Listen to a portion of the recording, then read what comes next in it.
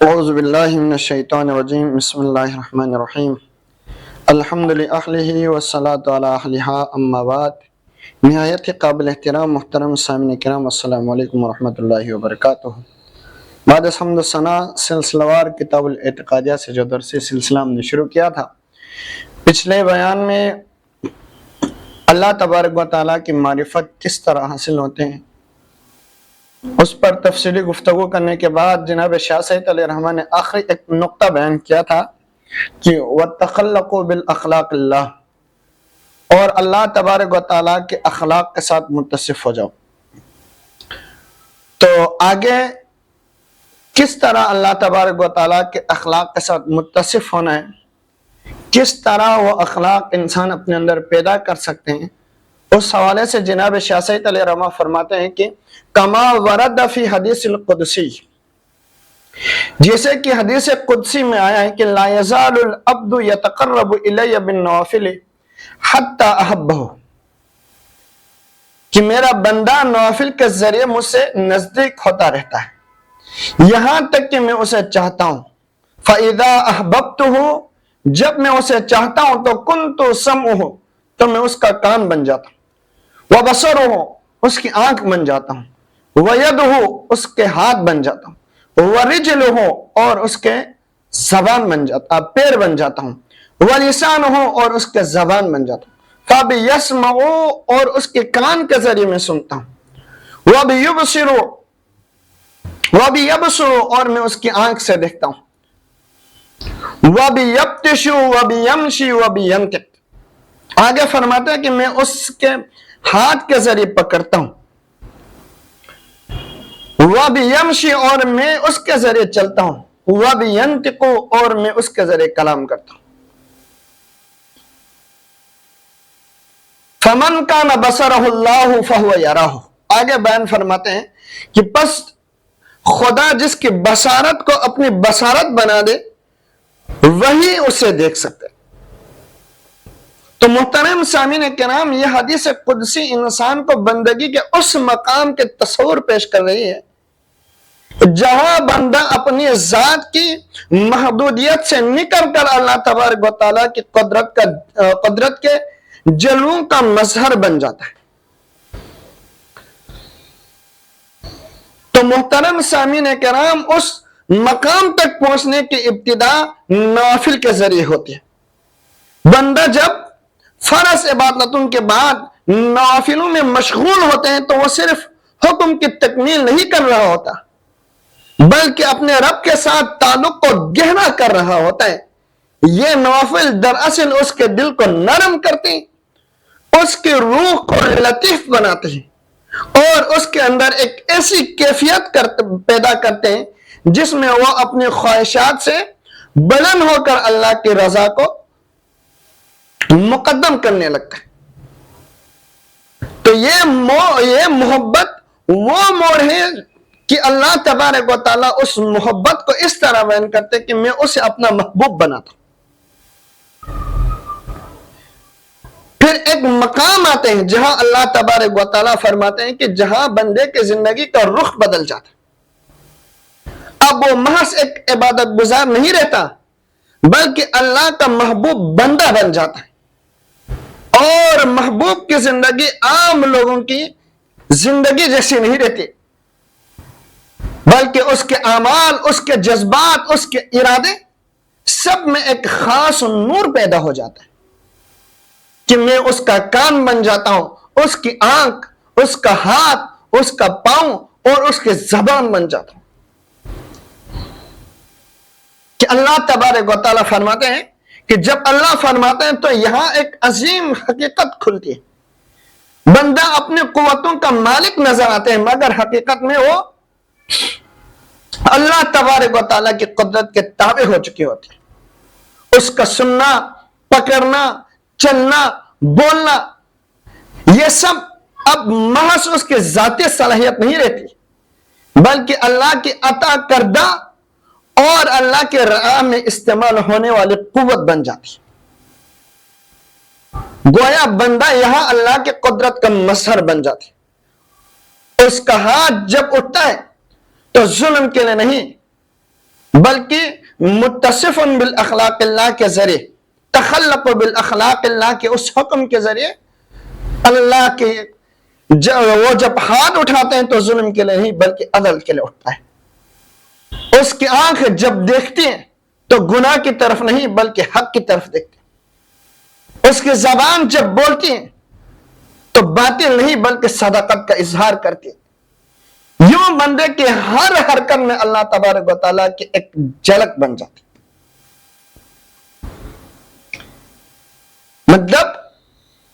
مطلب یہ ہے کہ بندہ اپنی ذات کے دائرے سے نکل کر اللہ کی عطا کردہ فَبِيَسْمَعُوا وَبِيَبْصِرُوا کے طاقت کے تحت عمل کرتا ہے۔ اس کی قوتیں اب خود مختار نہیں رہتی بلکہ اللہ کی مرضی کے تابع ہو جاتی ہے۔ یہ وہ مقام ہے جہاں بندہ اپنی خواہشات سے آزاد ہو کر اللہ کی مشیت کا آئینہ بن جاتا ہے۔ تو محترم سامعین، اس کا مفہوم یہ ہے کہ جس کی بصیرت اللہ بن جائے وہی اللہ کو دیکھ سکتے ہیں۔ یعنی اللہ تبارک و تعالیٰ کا دیدار کرنا چاہے تو جناب شاہ سید علیہ رحمہ یہاں حدیث قدسی کے ذریعے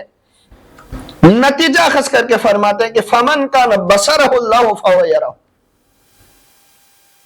پس جس کی آنکھ سے اللہ دیکھے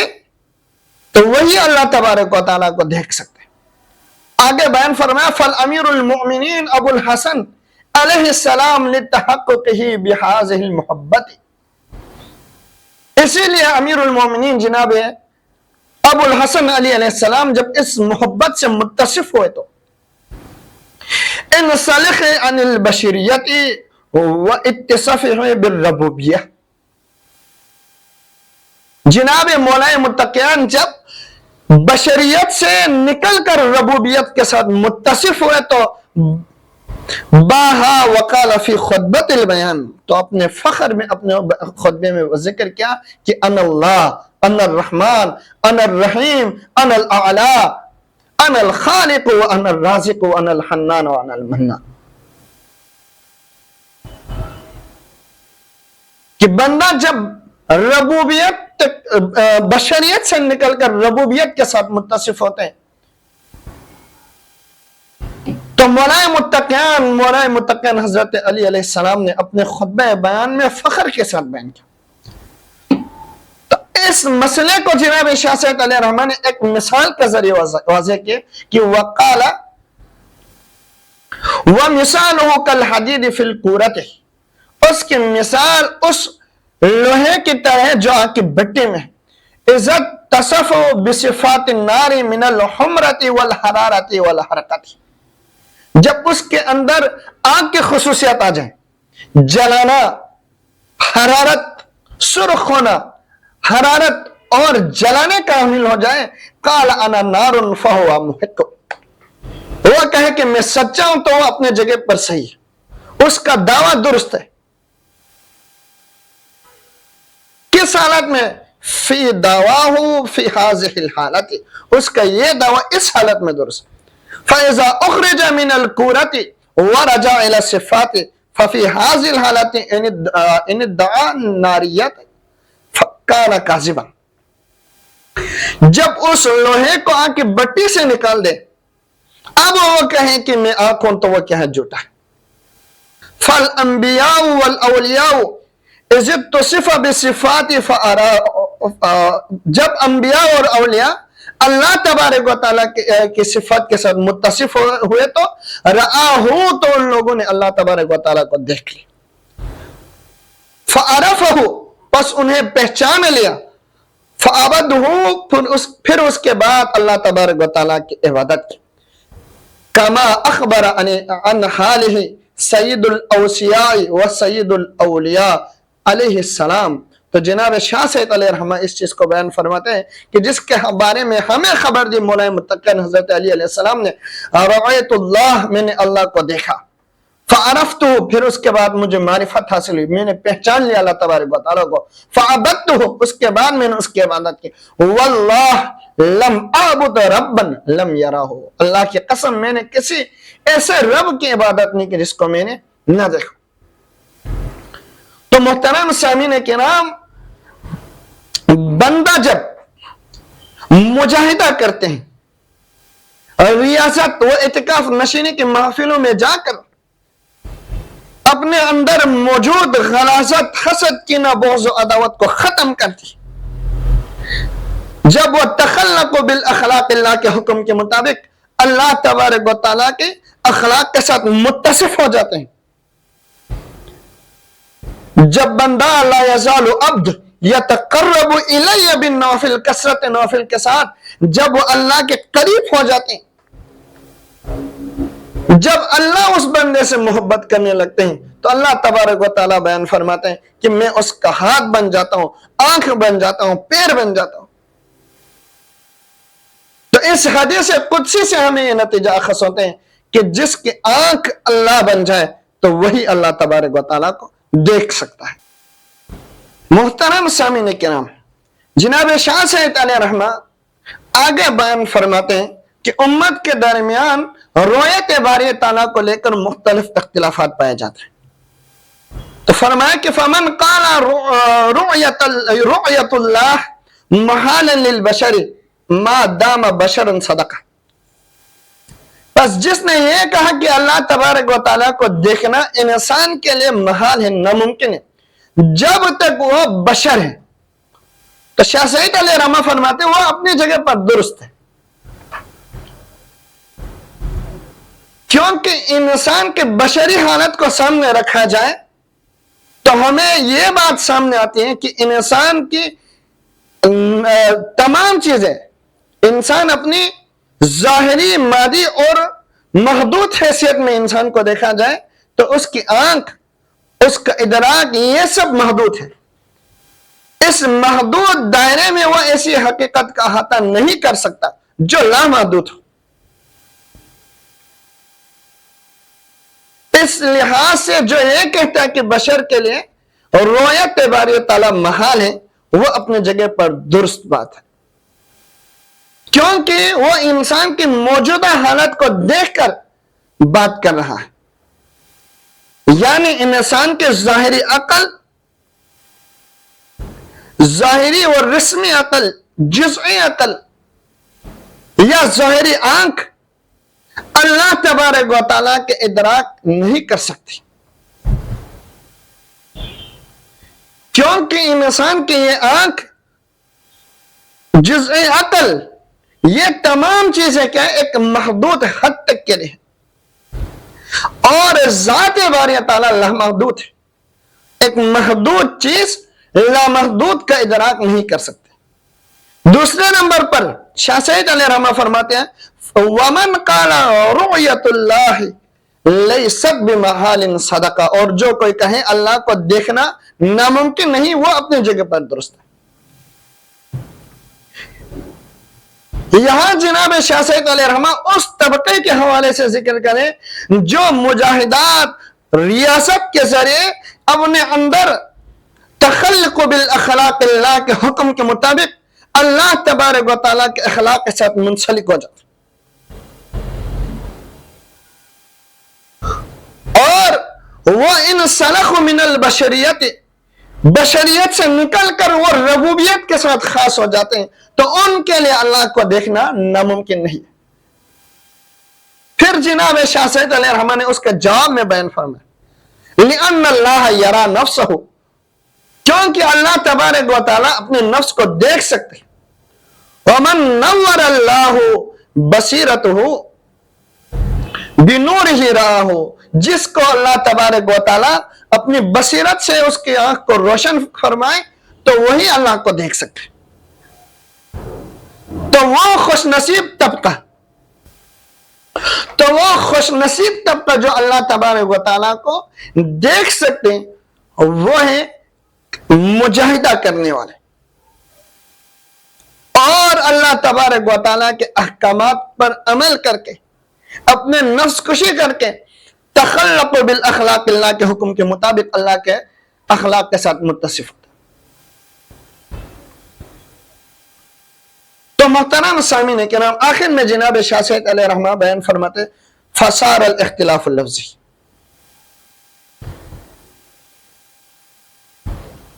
یعنی جو اختلافات نظر آئے کہ کوئی کہتے ہیں کہ اللہ کو دیکھ سکتے ہیں، کوئی کہتے ہیں نہیں دیکھ سکتا، کوئی کہتے ہیں دنیا میں دیکھ سکتے ہیں،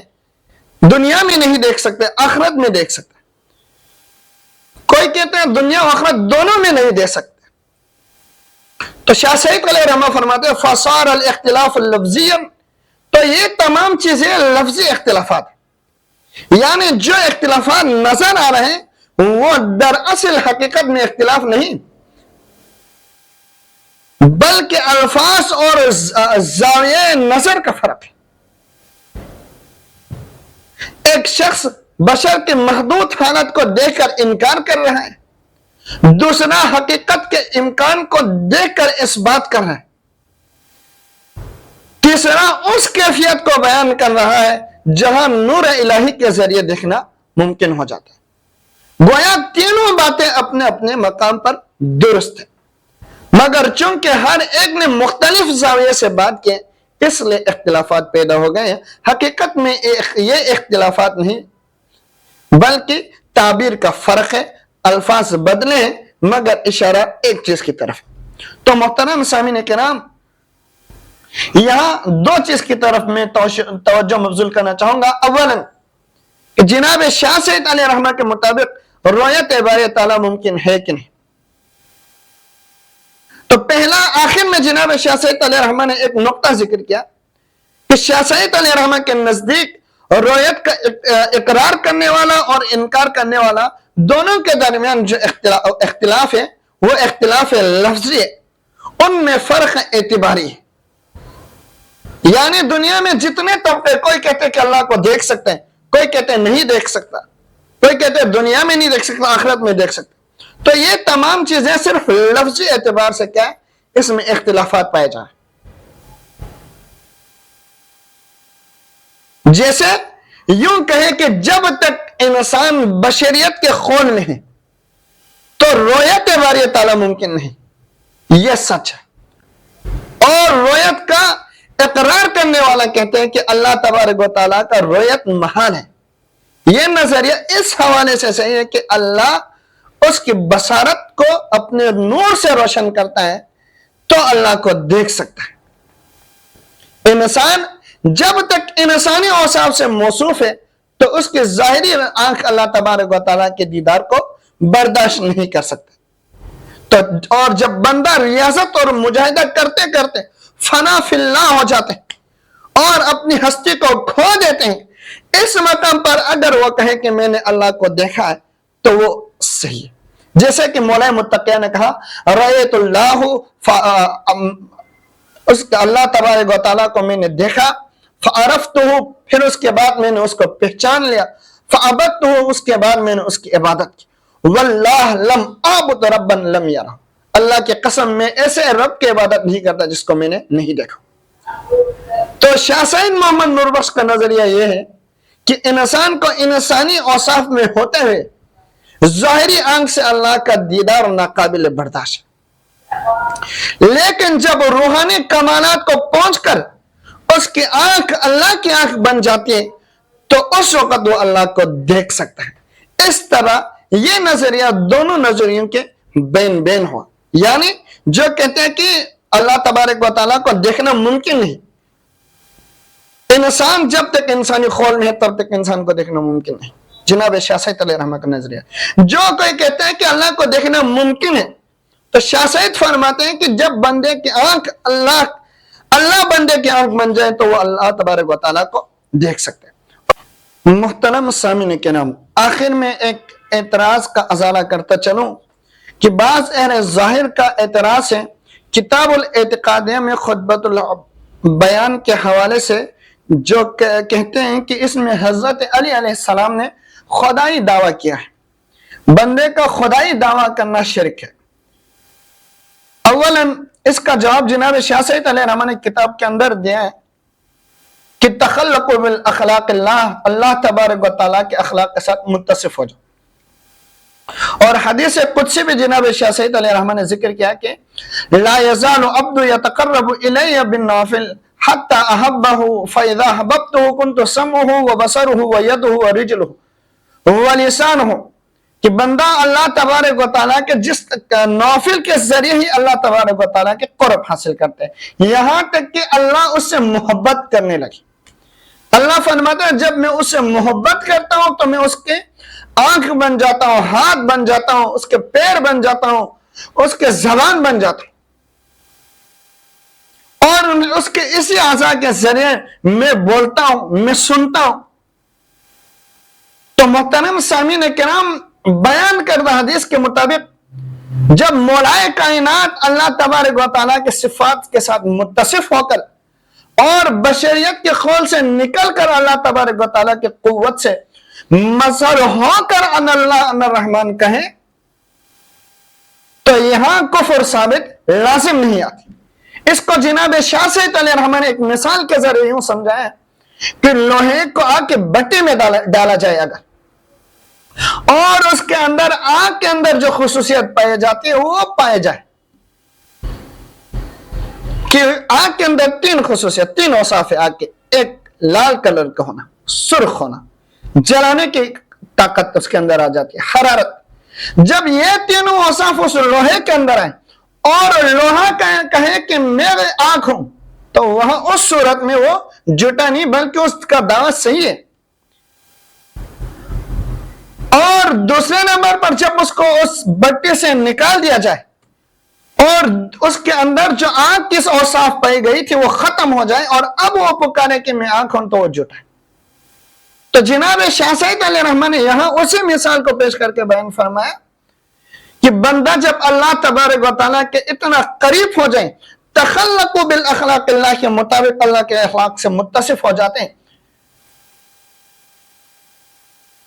جب وہ اللہ کے اتنا قریب ہو جاتے ہیں کہ اللہ فرماتے ہیں میں اس کے آنکھ بن جاتا ہوں، ہاتھ بن جاتا ہوں، کان بن جاتا ہوں، زبان بن جاتا ہوں، اور اس کے انہی اعضاء کے ذریعے میں بولتا ہوں، میں سنتا ہوں، میں دیکھتا ہوں. تو جب اللہ اس کے زبان سے بولے کہ ان اللہ ان الرحمن، تو اس صورت میں اس کا دعویٰ جھوٹ نہیں. تو اس مسئلے کو عام فہم ایک مثال میں سمجھ سکے تو اس مسئلے کو عام فہم مثال میں یوں بیان کیا جا سکتا ہے کہ اگر ایک آدمی کے اندر جن یا پری وغیرہ داخل ہو جائے اور اس کے دل اور دماغ پر مکمل کنٹرول ہو، تو اس آدمی کے زبان سے جو بھی الفاظ نکلتے ہیں وہ اس آدمی کے نہیں ہوتے. جو بھی بات وہ بتاتے ہیں کہ وہ اس آدمی کے الفاظ نہیں ہوتے، بلکہ اس کے اندر جس نے اس کو کنٹرول کیا ہوا ہے یہ اس کے الفاظ ہیں. اس صورت میں وہ جو کچھ بھی کہتے ہیں جب وہ اس کا دخل ختم ہو جاتے ہیں، جن یا پری کا وہ نکل جاتے ہیں، تو اس کو کوئی بھی بات یاد نہیں رہتی جو اس حالت میں اس نے کہا. تو محترم سامعین کرام، اولیاء کرام جو اللہ تبارک و تعالیٰ کے قدرت کے